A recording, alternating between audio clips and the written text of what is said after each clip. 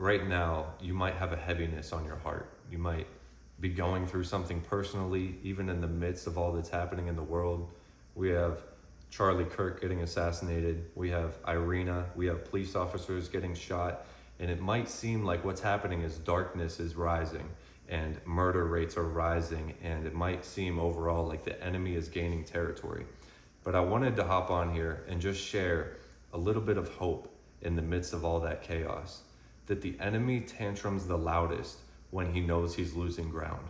When he knows that he's about to lose the ultimate victory, he tries to get all these distractions. He tries to get our focus on those things in the midst of what God is doing. And I want to encourage you right now, God is at work. Right now, God is in your situation.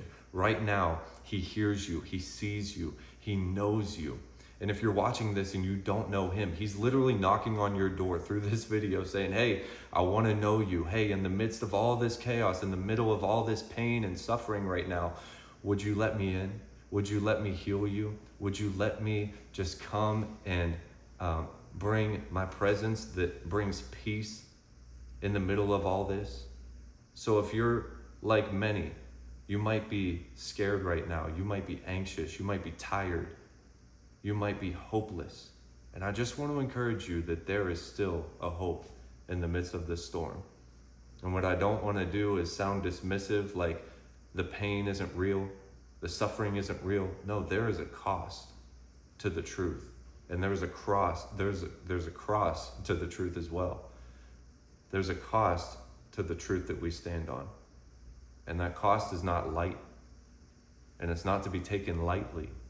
But we know we have the ultimate victory on the other side of all this. So I want you to fix your eyes on that victory.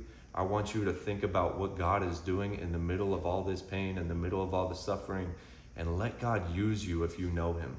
Now is the time to stand as the church and shine brighter than ever. Because I think it was Pastor Mike Hayes that said this. When it comes to light and darkness, all light has to do is show up and darkness flees. All light has to do is turn on and darkness vanishes. So it's time for the church to rise, to go out into the darkness, to go and share your testimony and what God has done in your life. And let's go share that Jesus is the way, the truth, and the life.